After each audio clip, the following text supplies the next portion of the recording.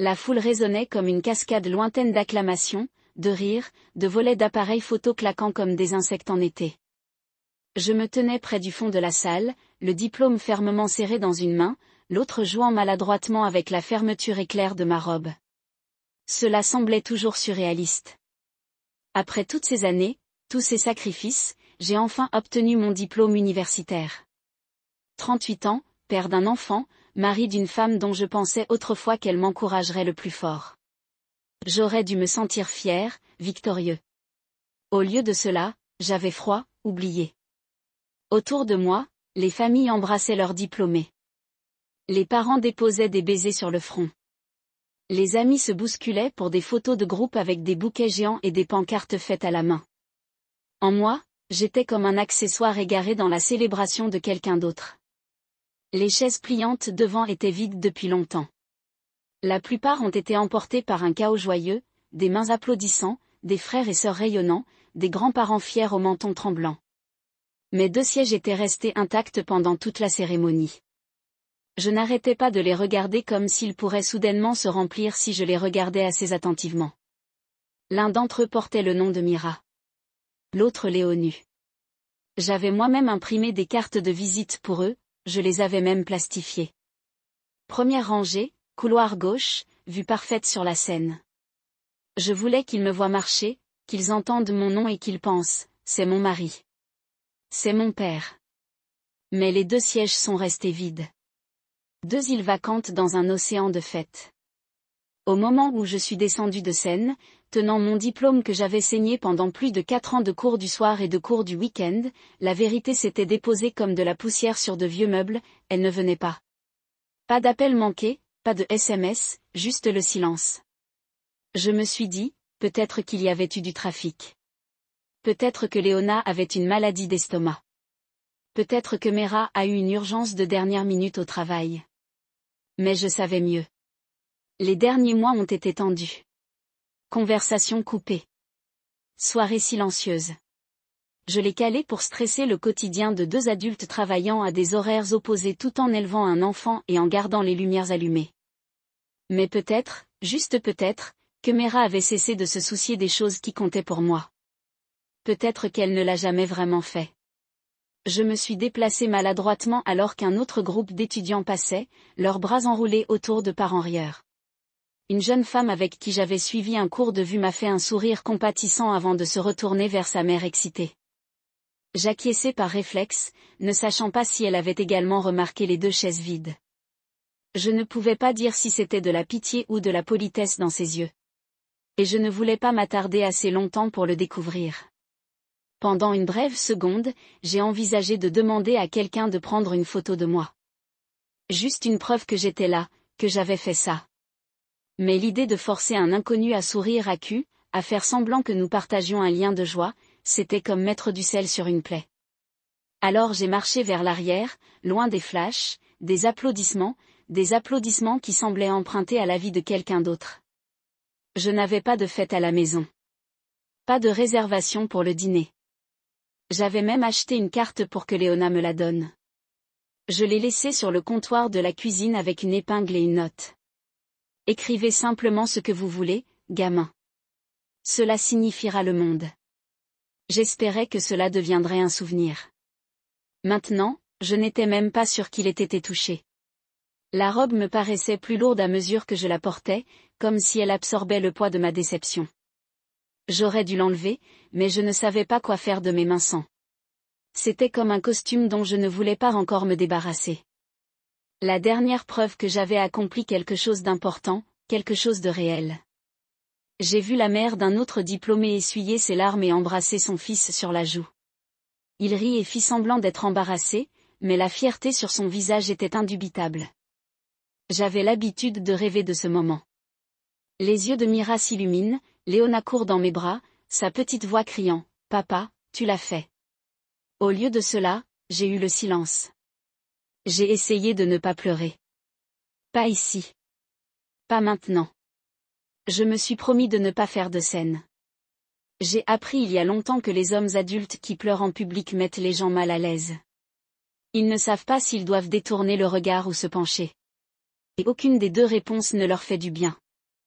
Alors, je me suis mordu l'intérieur de la joue et je me suis concentré sur le panneau de sortie qui brillait au fond du couloir.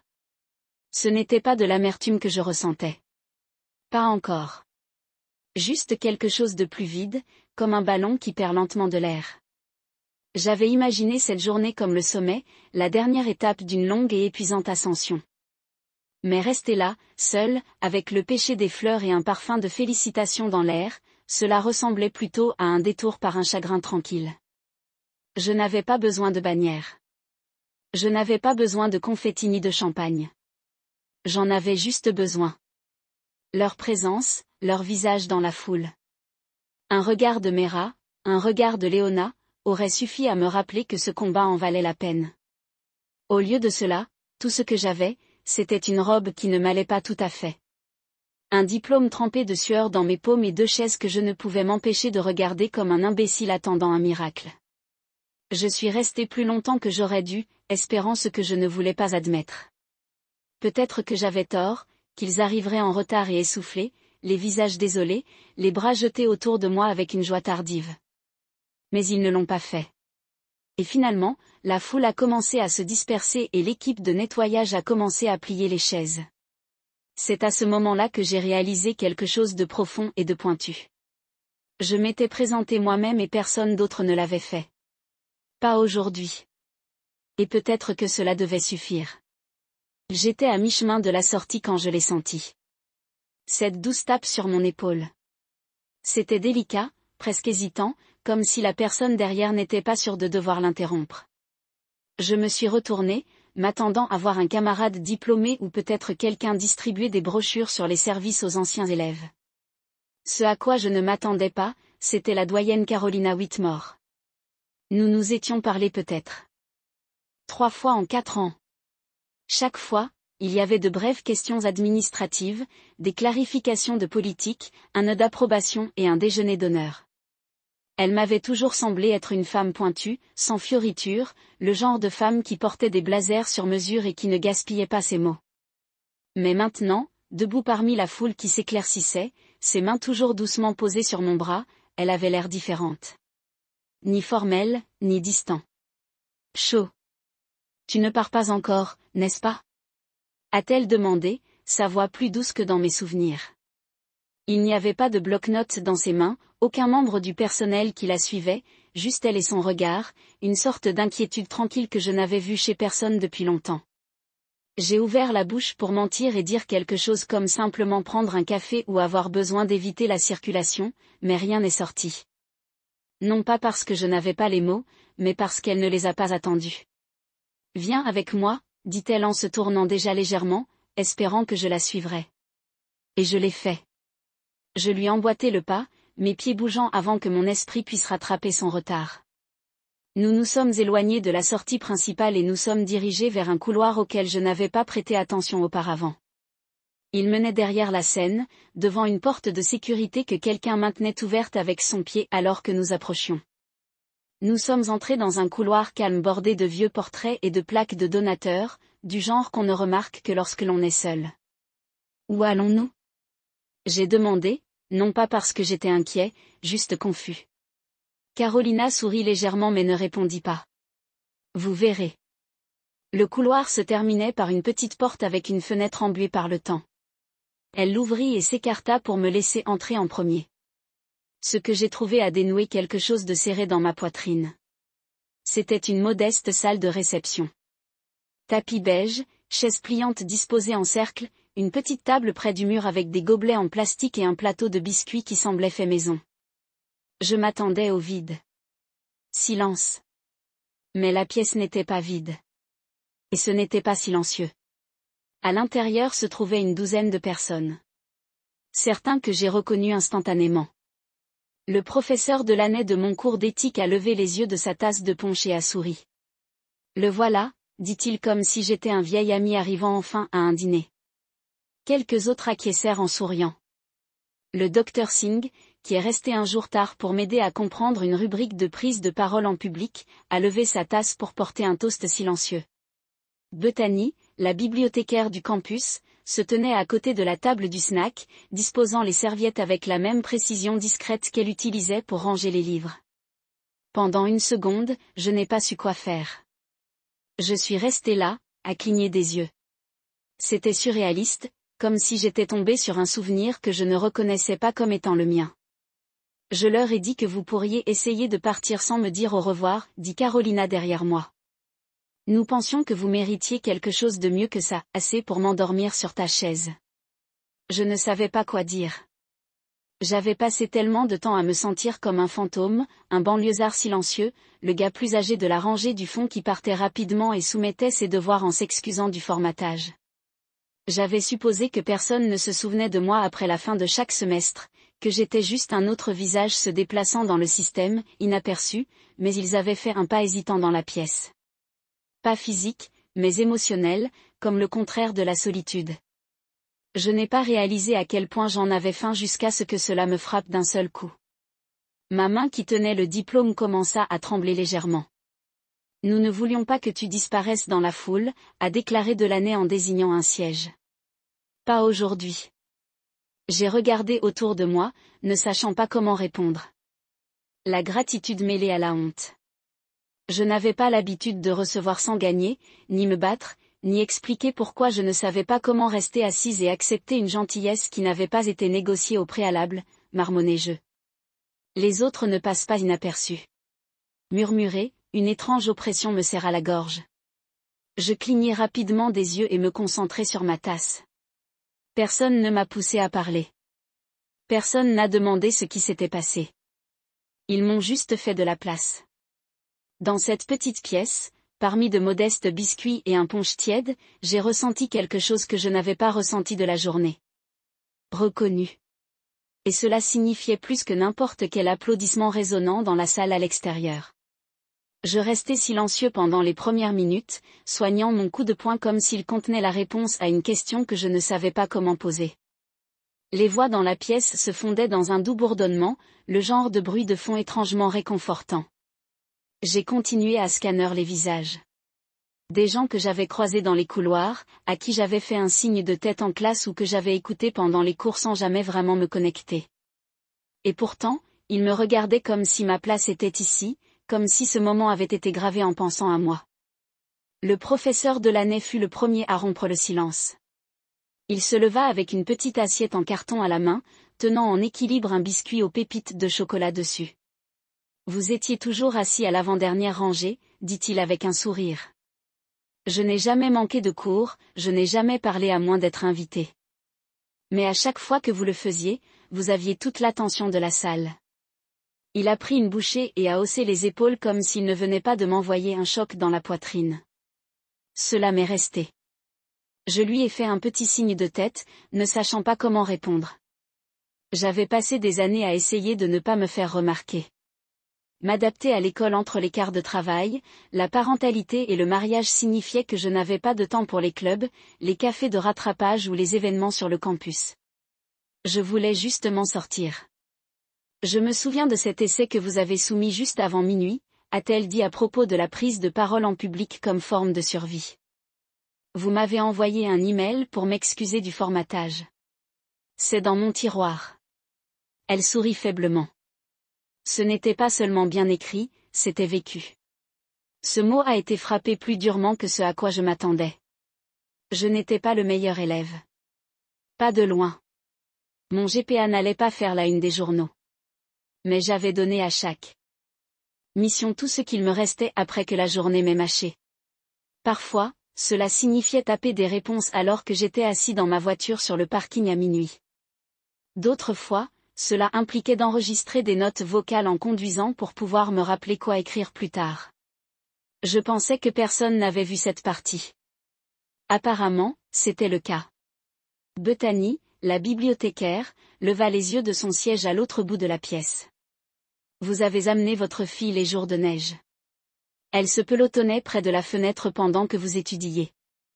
J'avais l'habitude de garder quelques couvertures supplémentaires derrière le bureau, au cas où. Vous ne le saviez pas, n'est-ce pas? Ses yeux brillaient d'un léger amusement. Parfois, elle faisait des dessins et les laissait dans le chariot de retour. Mes lèvres se contractent avec l'ombre d'un sourire. Je me suis souvenu de ces jours. Mera avait des quarts de travail tôt et pas de gardienne de secours, et Léona avait toujours su rester silencieuse tant qu'elle avait des crayons de couleur. Je ne pensais pas que quiconque avait remarqué l'homme dans le coin en train de lire des manuels tandis qu'un enfant de 10 ans griffonnait des dessins de dragons et d'étoiles à côté de lui. Mais Bethany l'avait fait, et non seulement elle nous avait vus, mais elle nous avait fait de la place. J'ai toujours pensé que je n'étais qu'un passant, dis-je finalement d'une voix basse, que j'étais juste un autre gars essayant de finir quelque chose tard. Carolina se pencha en avant, les mains croisées sur ses genoux. Peut-être que c'était le cas, mais cela ne veut pas dire que nous n'avons pas vu à quel point vous avez essayé. Vous n'avez pas fait de bruit, mais vous avez eu un impact. Le mot impact a atterri avec un poids qui a rempli ma poitrine. Je n'avais pas l'habitude de faire l'objet d'histoires racontées avec affection. À la maison, mes efforts étaient tout simplement attendus. Travail invisible, sacrifice silencieux. Mera ne demandait jamais comment se déroulaient les cours, à moins que cela n'interfère avec le dîner. Léona, aussi douce soit-elle, avait commencé à imiter le désintérêt de sa mère. Mes devoirs et examens existaient dans le vide, complétés et soumis en silence, rarement reconnus. Mais ici, dans cette petite salle de réception avec des restes de biscuits et du punch chaud, des gens qui me devaient à peine quelque chose reconstituaient l'histoire que je n'avais même pas réalisé que je racontais. Une histoire de persévérance, d'être présent, d'être là, même quand la vie tire à chaque coin de rue. Vous savez, dit Delaney en regardant autour de lui. Nous ne faisons pas cela pour tout le monde. Non pas parce que nous ne nous en soucions pas, mais parce que certaines personnes ne nous laissent jamais entrer. Vous l'avez fait, même sans vous en rendre compte. J'ai avalé difficilement, les mots se coinçant quelque part entre ma gorge et ma poitrine. Je pensais que personne n'y prêtait attention. Carolina offrit un sourire complice. C'est le problème des gens qui donnent tout tranquillement.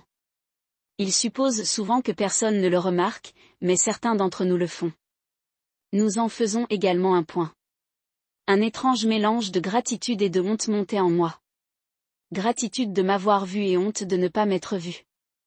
J'avais passé si longtemps à me cacher, à essayer de ne déranger personne, à ne pas trop demander, que j'avais oublié ce que ça faisait d'être reconnu. Pas pour une note, pas pour une faveur, mais simplement pour exister avec intention.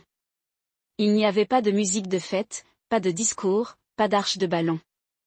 Mais lorsque Delaney a de nouveau levé sa tasse et a dit, à l'homme qui nous a appris à quoi ressemble vraiment l'endurance, le petit groupe lui a fait écho avec des tintements de plastique et des hochements de tête qui semblaient bien plus forts que les applaudissements ne pourraient jamais le faire. Pour la première fois de la journée, quelqu'un a applaudi lorsque j'entrais dans une pièce, et cela a suffi à recoudre quelque chose de brisé en moi. Les rires s'étaient transformés en une conversation douce, mais la chaleur persistait toujours. Il recouvrait l'air de cette petite salle de réception, adoucissant les murs, rendant tout un peu moins temporaire. J'étais assis là avec ma tasse vide et un demi-biscuit, écoutant, pas seulement avec mes oreilles, mais avec quelque chose de plus profond, quelque chose que je n'avais pas utilisé depuis longtemps. Peut-être de la confiance, peut-être de l'espoir. C'était difficile de nommer. Je m'attendais à ce qu'après quelques félicitations polies, chacun retourne à sa propre vie. Que ce serait un geste gentil, bref et délicat, quelque chose qu'ils ont fait pour apaiser mon isolement évident. Mais plus je restais, plus je réalisais qu'il ne s'agissait pas d'un spectacle. Il ne me faisait pas plaisir. Il me connaissait. Pas la version de moi que j'essayais de présenter lorsque j'entrais dans une salle de classe ou que je soumettais un devoir, mais la version qui existait entre les deux. La version qui n'arrêtait pas d'apparaître alors qu'il aurait été plus facile d'arrêter. Delaney fut le premier à le dire à voix haute. Vous nettoyez toujours la salle après les cours. Dit-il. Vous ne vous en êtes probablement même pas rendu compte, mais chaque semaine, je trouvais les chaises enfoncées, le tableau blanc effacé, les déchets ramassés. Cela ne se produisait pas dans mes autres sections. Il m'a souri. Avant, je pensais que tu étais juste poli. Mais après un moment, j'ai réalisé que c'est qui tu es. Vous laissez les choses dans un meilleur état que vous ne les avez trouvées. J'ai regardé le cookie dans ma main, ne sachant pas comment répondre à quelque chose de simple mais gentil. Le genre de choses que personne dans ma propre maison n'avait dit depuis des années. Le docteur Singh se pencha en avant de sa place sur la causeuse. Et je me souviens encore de la nuit où tu as rendu cet essai juste sous le fil. Vous m'avez envoyé un email pour me dire que vous étiez désolé que ce ne soit pas parfait, mais vous veniez de terminer une double journée à l'entrepôt et votre fille avait de la fièvre et vous essayez d'écrire depuis votre téléphone dans un parking. J'ai grimacé en me rappelant à quel point j'avais honte d'avoir envoyé cet email. Je l'avais presque supprimé. J'avais supposé qu'elle lèverait les yeux au ciel, peut-être qu'elle le noterait. Au lieu de cela, elle me regardait maintenant avec quelque chose qui ressemblait à de l'admiration. Tu sais ce que j'ai vu ? Demanda-t-elle doucement. Quelqu'un qui avait toutes les raisons d'abandonner mais qui ne l'a pas fait. Bethany intervint derrière la table des biscuits. Tu ne t'es jamais plaint. Cela m'a toujours frappé. Même lorsque vous étiez clairement épuisé, même lorsque Léona était recroquevillée sur une chaise. À côté de vos manuels et qu'il semblait que vous n'aviez pas dormi depuis des jours, vous étiez gentil. Toujours gentil. J'ai frotté mon pouce sur le bord de mon gobelet en papier. Je ne me souvenais pas de la dernière fois que quelqu'un avait utilisé ce mot pour me décrire. Gentil, pas responsable, pas stable, pas travailleur, gentil. Vous pensez que les gens ne remarquent pas ce genre de choses ? Marmonnai-je. La plupart ne le font pas, dit Carolina d'une voix douce. Mais les bons le font. Elle ne me regardait pas avec pitié. Aucun d'entre eux ne l'était. Il ne s'agissait pas de combler le vide que Mera et Léona avaient laissé dans le public. Ce n'était pas une famille de remplacement offrant des miettes de confort. C'était tout autre chose. Une reconnaissance, un hommage discret aux heures que j'avais passées dans l'ombre. La dignité que j'essayais de préserver quand personne n'applaudissait, quand personne ne me demandait si j'allais bien. J'avais passé des années à attendre que Mera dise ce que Carolina venait de sous-entendre. Que je comptais. Que la façon dont je me suis présentée, même quand personne ne me l'a demandé, signifiait quelque chose. Mais elle ne l'a jamais fait. Et je pense que j'ai arrêté de m'y attendre depuis longtemps. C'est peut-être pour cela que la journée d'aujourd'hui a été si profonde, parce qu'une partie de moi avait un grand espoir rien que pour cette étape importante. Je suppose que je n'avais pas réalisé que j'étais vue. J'ai admis que ma voix s'était légèrement brisée. Je pensais juste que je devais continuer. Vous l'avez fait, dit Carolina. Mais vous ne vous êtes pas contenté de faire semblant. Vous vous êtes investi là-dedans et nous avons regardé. Il y eut ensuite un silence. Plein, pas vide. Un silence qui ne demandait pas à être comblé. Ils m'ont laissé m'asseoir avec. Permettez-moi d'absorber la vérité d'une manière presque respectueuse. J'ai pensé à la façon dont j'avais porté ma fille à la bibliothèque certains soirs lorsqu'elle s'endormait dans la voiture. Comment j'avais écrit des papiers dans les toilettes du campus pendant ma pause déjeuner, en posant mon téléphone contre l'évier. Comment j'ai emprunté des manuels au centre de ressources parce que je n'avais pas les moyens d'acheter les miens. Je m'étais convaincu que rien de tout cela n'avait d'importance parce que personne n'avait rien dit. Parce que personne n'a applaudi, mais il l'avait vu. Il se souvenait de détails que je pensais avoir été engloutis par le temps. La façon dont je suis restée après un projet de groupe pour aider quelqu'un qui avait des difficultés avec son jeu de diapositives. La façon dont j'ai toujours répondu aux messages de discussion avec sincérité, même lorsque c'était la fin d'une journée de 14 heures. Je ne le savais pas à l'époque, mais j'ai construit quelque chose lentement, obstinément, en arrière-plan. Pas seulement un diplôme, une réputation, un caractère qui n'était pas bruyant, mais stable. Quelqu'un sur qui il pouvait compter. Quelqu'un qui n'a pas seulement pris de la place, mais qui en a ajouté. C'était choquant de la meilleure façon possible. Vous avez donné plus que vous ne le pensez, dit doucement Delaney. Et nous voulons que vous l'emportiez avec vous lorsque vous sortirez d'ici. Non pas parce que nous avons besoin que vous nous remerciez, mais parce que vous l'avez mérité, j'ai hoché la tête, la gorge trop serrée pour parler. Pour une fois, je laisse les émotions rester sur mon visage sans les effacer. Pas de masque, pas de façade courageuse, juste la vérité. Ils ont vu ce que je n'avais pas vu. Et cette prise de conscience, assez étrangement, m'a permis de me sentir à nouveau entier. Je suis rentrée chez moi plus lentement que d'habitude. Pas à cause du trafic. Il n'y avait pas grand-chose à cette heure-là, mais parce que chaque feu vert me faisait penser à quelque chose auquel je n'étais pas prêt à faire face. Le ciel était passé de l'or à un gris fatigué, du genre qui estompait les bords des lampadaires et donnait à tout un aspect délavé. Je n'arrêtais pas de jeter un coup d'œil au siège passager où l'enveloppe se trouvait comme une vérité fragile. Cette carte, ce chèque, ces mots, c'était plus que des jetons. C'était la preuve que quelqu'un m'avait vu quelque part. Aujourd'hui, c'était important. Même si les deux personnes que j'aimais le plus ne le pensaient pas. Je me suis garé dans l'allée et j'ai coupé le contact, laissant les moteurs ronronner dans un silence qui s'étendait trop loin. La lumière de notre Porsche était allumée. La fenêtre de devant brillait du doux scintillement d'un écran de télévision. J'ai pris une dernière inspiration et je suis sorti de la voiture. La maison était encore trop calme.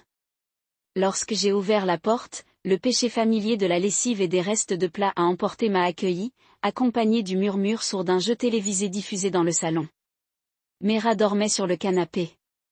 Toujours dans sa tenue de travail, un pantalon sombre, un chemisier boutonné légèrement froissé du jour. Sa tête penchée sur le côté, la bouche légèrement ouverte, la télécommande reposant vaguement dans sa main. Ce n'est pas son silence qui m'a blessé. C'était la façon dont elle avait l'air complètement insensible à la journée. Impassible, mon regard se tourna vers les escaliers. Le sac à dos de Léona était affalé près de la balustrade, une des fermetures éclair à moitié ouverte, un livre qui en sortait. Pas de carte, pas de félicitations, papa. Signe dessiné au marqueur lumineux. Juste la vie inchangée. Comme si aujourd'hui n'était jamais arrivé. Je restais là un long moment, tenant mon diplôme dans une main, l'enveloppe dans l'autre, attendant peut-être que l'air change, que Mera remue et halète. Oh mon Dieu, je suis vraiment désolée que Léona descende les escaliers en courant avec quelque chose qu'elle avait caché en guise de surprise. Mais l'air n'a pas bougé. Mera ne bougeait pas, Léona n'est pas venue. La télévision montrait un concurrent souriant alors qu'il devinait le prix d'un mixeur. Je posai doucement le diplôme sur la table à manger et me dirigeai vers le couloir. La carte suivit, soigneusement rangée au centre de la table comme une pièce maîtresse que j'aurais aimé qu'il remarque. Le frigo bourdonnait dans la cuisine. La lumière du couloir vacilla un instant, puis se stabilisa. J'ai parcouru la maison en silence, chaque pièce plus creuse les unes que les autres. Mes chaussures étaient trop bruyantes sur le carrelage, alors je les ai enlevées et je les ai portées dans la pièce du fond, ma chambre maintenant. Depuis que Mera avait dit qu'elle avait besoin d'espace, je me tenais devant le miroir de notre salle de bain commune, toujours en robe, toujours accrochée à un morceau du moment qui m'avait appartenu. Même brièvement, j'avais l'air plus vieux ce soir, pas seulement à cause de l'angle ou de l'éclairage, mais à cause du jour lui-même, du poids d'être célébré par des inconnus, alors que les personnes pour qui j'avais construit cette vie ne se présentaient tout simplement pas. Ma main trembla tandis que je défaisais la fermeture éclair. La robe glissa de mes épaules et tira sur mes pieds. En dessous, je portais toujours la chemise boutonnée que je portais à la cérémonie. C'était croustillant plutôt. Maintenant, il avait l'air fatigué, tout comme moi. Je m'assis sur le couvercle fermé des toilettes, les coudes sur les genoux, regardant le sol. Et c'est à ce moment-là que ça m'a frappé. Les larmes ne sont pas venues à toute vitesse. Ils arrivèrent lentement comme des invités réticents, chaleureux et silencieux, impossibles à ignorer. Je les ai laissés tomber.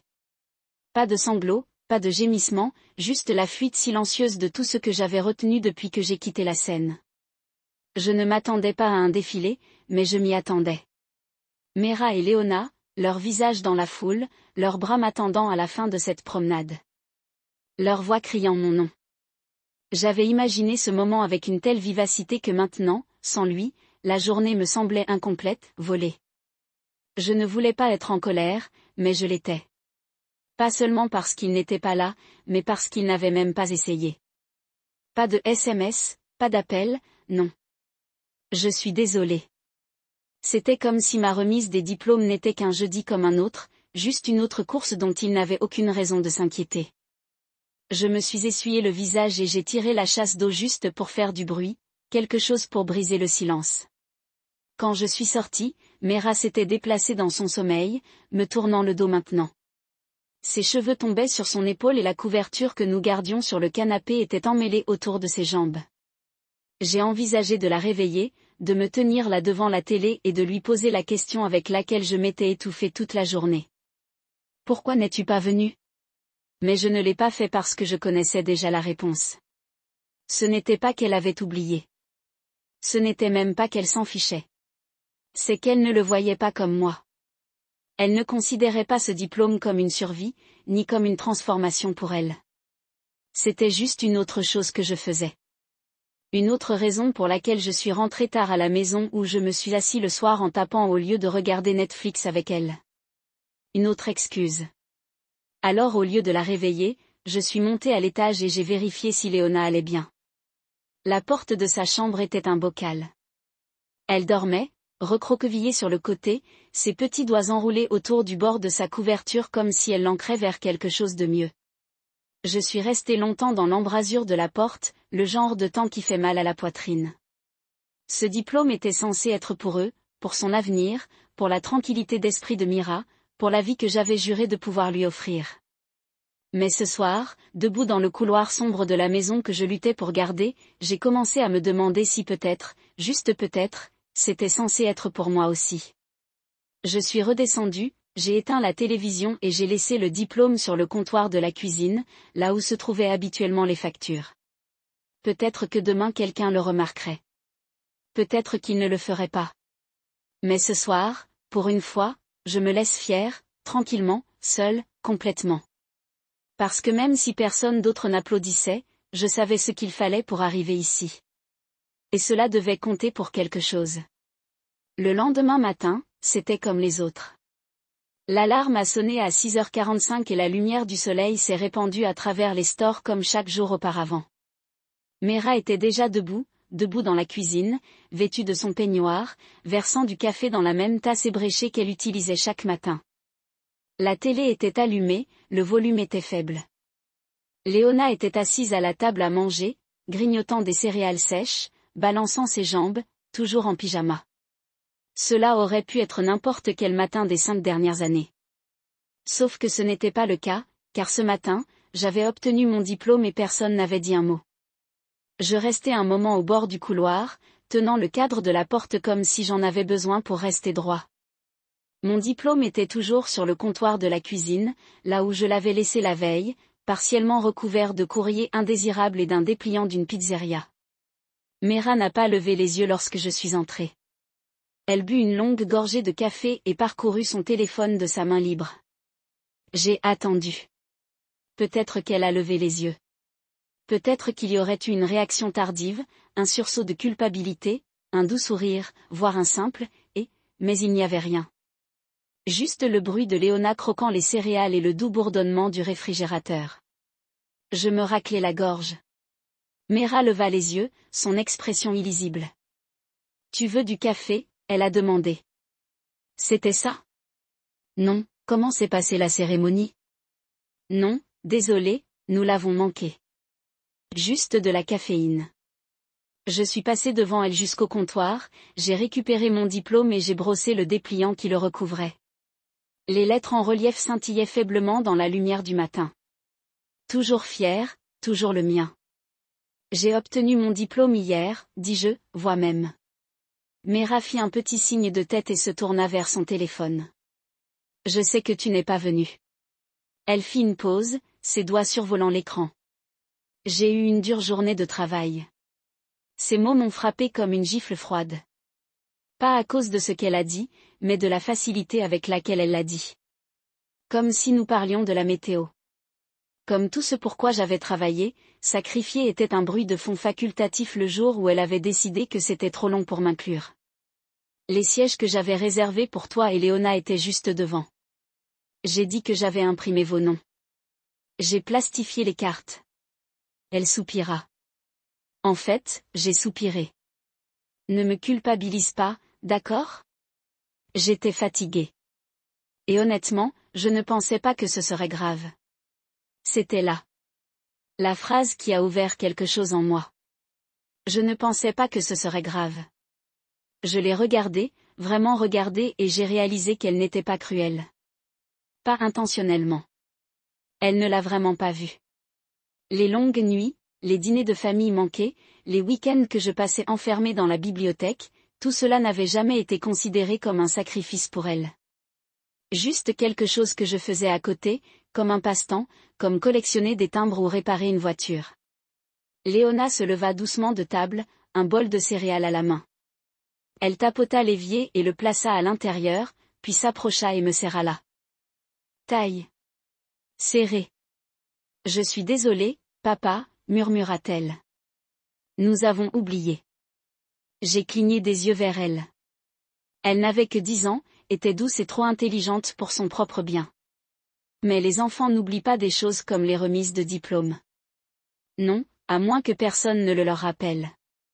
Sauf si les personnes en qui ils ont le plus confiance leur montrent directement ou indirectement que cela ne vaut pas la peine de s'en souvenir. C'est bon, dis-je en lui tapotant le dos. Mais ce n'était pas le cas. Mera versa encore du café. Elle avait des devoirs. Et j'allais appeler, mais la journée m'a échappé.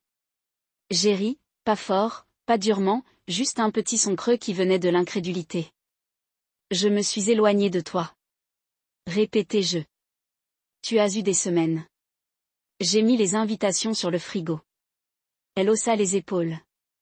Je ne sais pas ce que tu veux que je dise. Je l'ai regardée et j'ai réalisé quelque chose de lourd. Je ne voulais plus qu'elle dise quoi que ce soit. J'avais attendu si longtemps une reconnaissance, un partenariat, qu'elle me rencontre à mi-chemin. Mais j'étais toujours celle qui s'adaptait, celle qui se penchait, celle qui portait le rêve pendant qu'elle tenait les excuses. Je ne suis pas retournée à l'école pour moi, dis-je doucement. Pas seulement pour moi. Je l'ai fait parce que je pensais que cela nous donnerait une vie meilleure. Parce que je pensais que tu me verrais différemment. Parce que je pensais que peut-être, juste peut-être, je pourrais être quelqu'un dont Léona serait fière. Tu le es déjà, dit Léona, toujours en me tenant. Les yeux de Mira ne se sont pas radoucis. Elle avait juste l'air fatiguée, comme quelqu'un qui voulait que la conversation se termine avant qu'elle ne commence. Je suis désolée que tu te sentes blessée, dit-elle catégoriquement. C'est le moins d'excuses que j'ai entendu de ma vie. C'était ça. La conversation que nous n'avions jamais eue parce qu'elle n'était pas capable de l'avoir. Pas de la façon dont j'avais besoin, pas avec le poids qu'il méritait. Je ne suis pas en colère, j'ai dit. J'ai juste fini de faire semblant comme si c'était bien. Elle n'a pas répondu. Je n'ai pas demandé ce que cela signifiait. Des noms qui ont dit que je me suis rendu compte. Quand je suis partie la maison ce matin-là, je savais que je ne pouvais pas rester après cette conversation. J'ai fini par m'asseoir dans ma voiture dans le parking du campus pendant un certain temps, sans penser autant que l'exister, laisser le monde se déplacer autour de moi pendant que je comprenais quoi faire ensuite. Mon téléphone a bourdonné juste au moment où j'étais sur le point de rentrer chez moi. C'était un email, un sujet court et simple. Vous êtes invité par le professeur de l'année. Corps, juste un dîner tranquille avec des gens du département. Pas de discours, pas de pression. 6h30 à Doris dîner. Venez si vous êtes libre. Nous aimerions vraiment vous voir. Je l'ai regardé un instant, incertain. Mon premier instinct a été de refuser. Je ne voulais pas être un cas caritatif, certains errants qu'ils avaient pris pour la journée parce que ma famille ne s'est pas présentée. Mais quelque chose dans le ton de l'email m'a réglé. Pas de pitié, pas de performance, juste une invitation. Je me suis présenté 15 minutes plus tôt, me suis garé dans la rue et je me suis assis à nouveau dans ma voiture, en regardant la lueur orange du scintillement néon du dîner contre les fenêtres. C'était le genre d'endroit qui avait probablement la même apparence pendant 40 ans. Carreaux de sol à carreaux, cabine de vinyle et menus qui n'avaient pas changé depuis l'administration Clinton. Il y avait quelque chose de réconfortant à ce sujet. Quand je suis entrée, le premier visage que j'ai vu était celui de Betty. Elle agitait d'un stand près de l'arrière, une tasse de café half-full devant elle. Delaney et le docteur Singh étaient déjà assis en face d'elle, chacun tenant des menus laminés comme s'ils y avaient été une douzaine de fois auparavant. Il est là, a déclaré Delaney, se levant juste assez pour offrir une poignée de main rapide. Heureux que vous l'avez fait. Je me suis glissée dans le stand, je ne savais toujours pas ce que c'était. Une réunion, un geste de bonne volonté, un dernier signe de reconnaissance avant que tout le monde ne revienne à sa propre vie. Le docteur Singh sourit. Vous avez l'air moins fatigué aujourd'hui. C'est nouveau. J'ai gloussé. C'est probablement l'éclairage artificiel rend tout plus doux. Bethany se pencha. Nous voulions dire ce que nous écrivions dans cette carte. Vous n'avez pas seulement terminé un diplôme. Vous avez survécu à quelque chose qui mérite d'être reconnu. Nous avons commandé de la nourriture. Rien d'extraordinaire. Fromage grillé, café noir, tranche de tarte aux cerises. Quelqu'un a insisté pour que je devais essayer. La conversation est passée de petites conversations aux histoires partagées. Delaney nous a parlé du moment où il a renversé le café sur la thèse d'un étudiant et a tenté de le faire passer pour le vieillissement accidentel. Bethany a raconté un exercice d'incendie qui s'est transformé en une véritable urgence lorsque quelqu'un a apporté un déjeuner de poisson au micro-ondes. Le Dr Singh a expliqué comment elle a donné des conférences une pièce vide pendant 10 minutes avant de réaliser que sa classe avait été déplacée, puis lentement, l'histoire a changé et est devenue plus personnelle. Delaney a expliqué comment il a presque abandonné le programme de son maître après la mort de son père. Bethany a admis qu'elle n'avait pas commencé sa carrière avant 35 ans parce qu'elle élevait ses jeunes frères et sœurs. Le Dr Singh a révélé qu'elle avait laissé un mariage abusif dans la quarantaine pour retourner à l'école. Je ne savais pas quoi dire. Je n'aurais jamais imaginé ces gens, si polis, donc assemblés, avaient transporté leurs propres guerres invisibles. Mais les voici, les dispensant sans honte, comme des offres à une table où je m'étais finalement invité à m'asseoir. Tu n'es pas seul, a déclaré Bethany après un moment. Vous pensez que vous êtes quand vous y êtes, mais vous ne l'êtes pas. J'ai passé tellement de temps à penser que je devais prouver quelque chose, ai-je admis. Je parie que si je venais de terminer ce diplôme, ma femme me verrait différemment, que ma fille penserait que je valais la peine. Le Dr Singh a remué son café, sa voix douce. Et maintenant que vous l'avez fait, je laisse échapper une respiration. Je commence à penser que je le prouvais aux mauvaises personnes. Le silence a suivi. Pas maladroit, juste honnête. Delaney a posé sa tasse. Nous vous voyons. Nous avons toujours. Ces 4 mots m'ont fait quelque chose. Quelque chose que l'absence de Mira ne pouvait pas défaire. Quelque chose qui a fait toutes ces nuits d'études par épuisement, de grattage sur les repas au micro-ondes et les siestes de 2 heures ressemble moins à la souffrance et plus comme un passage. Pas seulement dans une certaine mesure, mais dans une vérité, je m'étais longtemps refusé. J'avais l'importance. Vous avez déjà pensé à la prochaine étape? Demanda le Dr Singh. Vous avez l'éthique de travail pour en savoir plus. Je l'ai regardé. Comme les études supérieures? Elle sourit. Ou quelque chose qui vous fait un peu peur. C'est généralement là que se trouvent les bonnes choses. Bethany tira quelque chose de son sac. Une brochure pliée. Carolina a mentionné une subvention en matière d'éducation. C'est compétitif, mais avec votre dossier et votre histoire, je pense que vous avez une chance. J'ai pris la brochure lentement, les mains plus stables que ce à quoi je m'attendais. Je ne sais pas quoi dire.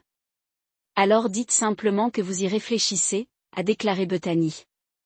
C'est assez. Nous avons terminé notre repas avec des rires et des assiettes à moitié finies, comme de vieux amis, comme des gens qui avaient passé quelque chose ensemble. Alors que nous nous tenions de partir, le Dr Singh m'a remis le chèque avant de pouvoir atteindre mon portefeuille. C'est sur nous, a-t-elle déclaré. Appelez ça votre dîner de remise des diplômes. Je n'ai pas discuté parce que pour la première fois depuis longtemps, je me sentais rassasié. Pas de la nourriture, mais après avoir été vu, être entendu et enfin être accueilli dans une pièce où je n'avais pas à rétrécir pour m'adapter. C'était 3 semaines après l'obtention de mon diplôme lorsque mon téléphone a bourdonné, niché profondément dans la poche latérale de mon jean alors que j'atteignais une tête de laitue dans l'épicerie. Je ne l'ai pas vérifié tout de suite. Était trop concentré sur le rythme banal de la vie. Pommes, pain, lait, riz, le type de liste qui n'a jamais changé, même lorsque votre vie l'a fait. Le magasin était silencieux, le genre de toujours accompagné de fin de soirée. Juste quelques chariots qui grincent dans les allées, la musique pop douce jouant au-dessus de la tête et le bourdonnement familier de lumières fluorescentes. Lorsque j'ai finalement vérifié mon téléphone, debout près des pizzas gelées, le message a attendu sur l'écran de verrouillage comme si c'était là pour toujours. Mirror, désolé pour ce jour. Je ne pensais tout simplement pas que c'était un gros problème. Je l'ai lu 3 fois. Non pas parce que c'était compliqué, mais parce que ce n'était pas le cas. C'était tout le message. Pas de ponctuation, pas de suivi, pas de chaleur, juste cela, un texte à 5 lignes qui est arrivé des semaines trop tard et a atterri avec le poids émotionnel d'un haussement d'épaule. Pas d'appel, pas de conversation en personne, juste des mots jetés sur un mur numérique comme s'ils n'avaient rien à signifier une fois qu'ils ont atterri. Je me tenais là pendant un long moment, la porte du congélateur s'ouvrit à côté de moi, l'air frais s'échappant et glaçant le bord de mon chariot. Une femme à proximité comparait 2 marques de jus d'orange, ignorant parfaitement la tempête qui monte derrière mes côtes. Désolée pour ce jour. Ce jour-là. Comme si c'était un rendez-vous dentiste, elle a oublié de reprogrammer. Comme si ce n'était pas le moment où j'avais rêvé, travaillé, sacrifié. Comme si ce n'était pas le jour où j'avais sauvé 2 sièges pour ma femme et ma fille et les ai regardés rester vides tandis que des étrangers applaudissent pour moi. J'ai commencé à taper une réponse. C'était plus qu'une journée. Vous auriez dû être là. Vous avez manqué quelque chose d'important. J'ai effacé chacun, pas parce que je n'étais pas en colère. J'étais, mais parce que j'ai soudainement réalisé que je n'avais plus besoin d'elle pour comprendre. Je n'avais pas besoin des excuses de Mira pour valider ce que je savais dans mes os. Ce jour était important. J'avais l'importance. Et elle ne s'est pas présentée. Je n'ai pas répondu. J'ai juste verrouillé le téléphone, laissé tomber une pizza surgelée dans le chariot et continua de bouger. Mais quelque chose en moi s'est déplacé alors que je tournais le coin suivant du magasin. Pendant si longtemps, j'avais mesuré ma valeur contre son approbation. J'avais chassé son attention comme si c'était de l'oxygène. J'avais travaillé 2 emplois, préparé des dîners, élevé notre fille et contracté des prêts étudiants, pas seulement pour la vie que je voulais, mais pour la conviction qu'un jour elle me regardait et me disait « Je te vois ». Elle ne l'a jamais fait. Mais Carolina avait Delaney, Bethany, le docteur Singh. Les gens sans obligation de se soucier avaient tendu la main de toute façon. Ils avaient écrit des cartes, applaudi dans de petites pièces, m'ont tendu des brochures sur les possibilités dont je n'avais même pas encore osé rêver.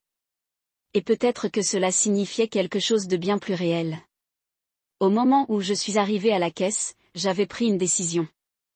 J'ai retiré mon téléphone, pas pour envoyer un SMS à Mera, mais pour faire défiler mes emails jusqu'à ce que je trouve celui de Carolina. Sujet, la grande opportunité dont nous avons parlé.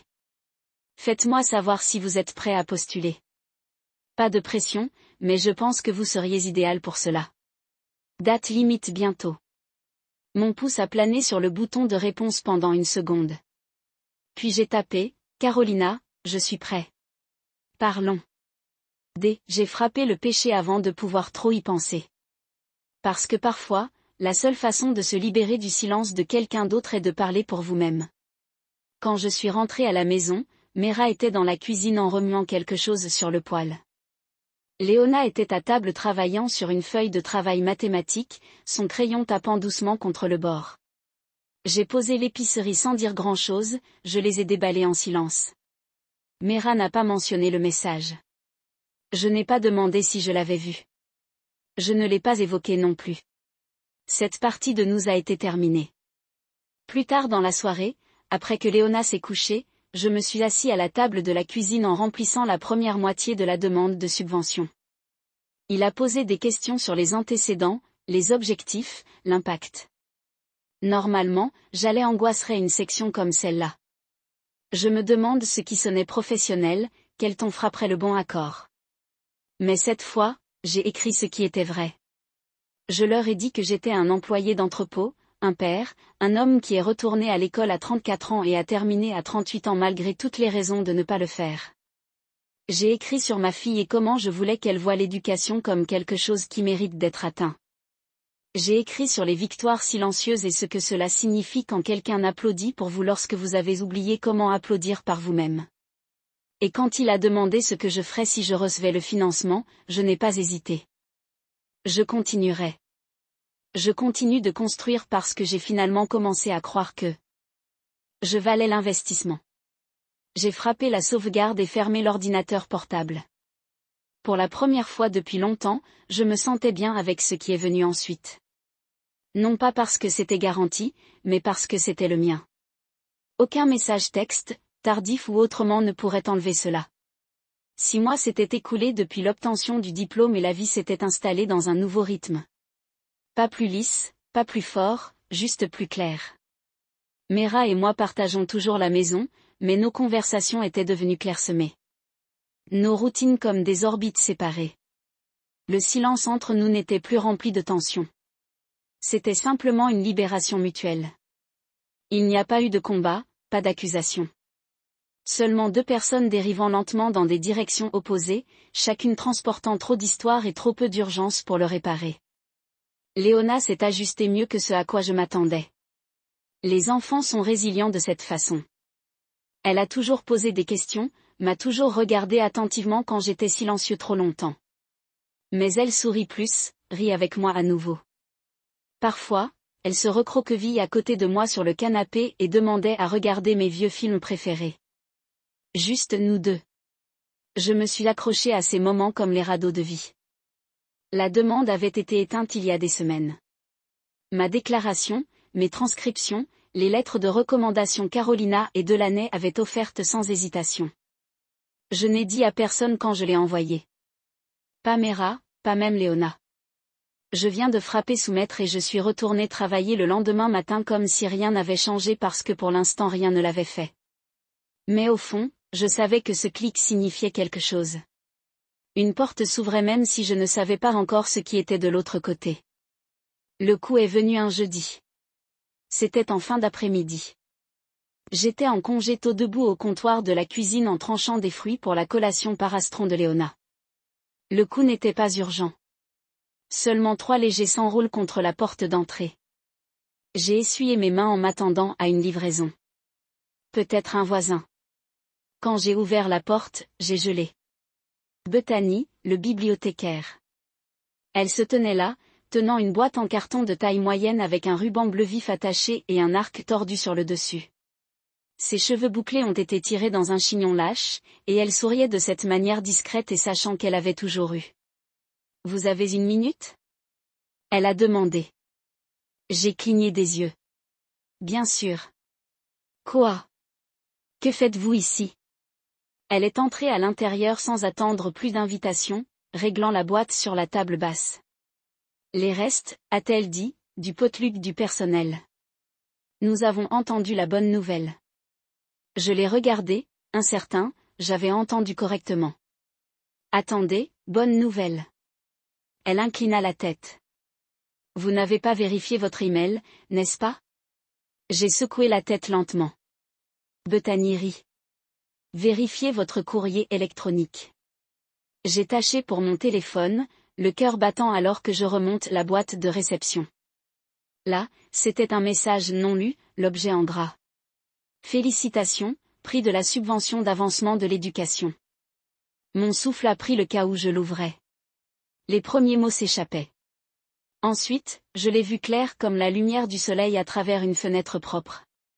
Nous sommes ravis de vous informer que vous avez été sélectionné en tant que bénéficiaire de la subvention d'éducation de l'éducation de cette année. Votre parcours, votre persévérance et votre excellence académique représentent exactement ce que ce programme a été conçu pour soutenir. Je l'ai lu encore et encore. Je n'ai pas parlé.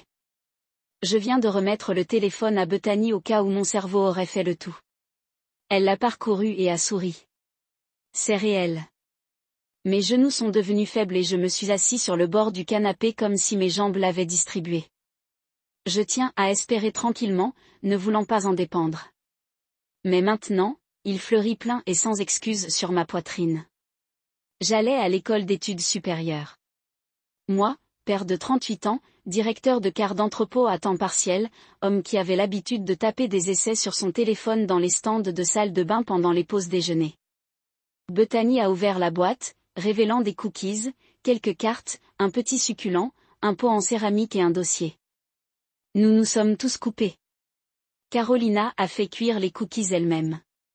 Ne lui dis pas que j'ai dit cela, mais elle a brûlé le premier lot et a dû recommencer. Elle gloussa, puis pointa le dossier. Il y a une liste de ressources, quelques notes d'encouragement. Oh, et ça. Elle a sorti une petite carte avec les mots continuent de se développer dans une écriture délicate. Un minuscule dessin d'une germe a été dessiné en dessous. J'ai senti des larmes presser derrière mes yeux. Pas du genre douloureux, du genre reconnaissant. Merci, j'ai chuchoté. Bethany était assise à côté de moi, sa voix plus calme maintenant. Vous avez fait plus que la plupart n'essaieraient jamais. Vous n'êtes pas retourné à l'école. Vous vous êtes reconstruit sans applaudissements, sans aide, sans raccourci. Cette subvention n'est pas un cadeau. C'est la reconnaissance. Vous avez gagné cela. J'ai regardé le plan entre mes mains. Quelque chose de si petit, si vivant. C'était comme si tout ce moment était censé être. À ce moment, j'ai remarqué un mouvement à l'extérieur de la fenêtre. Carolina était assise sur le siège passager d'une petite berline grise, agitant avec les deux mains à travers le pare-brise. Delaney est assis au volant, klaxonnant une fois et souriant comme un oncle qui venait de regarder son neveu marquer un but gagnant. Sérieusement, dis-je en riant.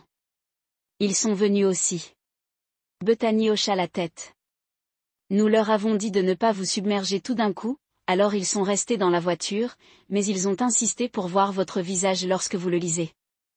Je me suis tenue, j'ai fait un signe de la part et j'ai mis les mots « merci » à travers le verre. Carolina m'a donné un coup de pouce. Il ne s'agissait pas de l'argent. Pas vraiment. Il s'agissait de la croyance.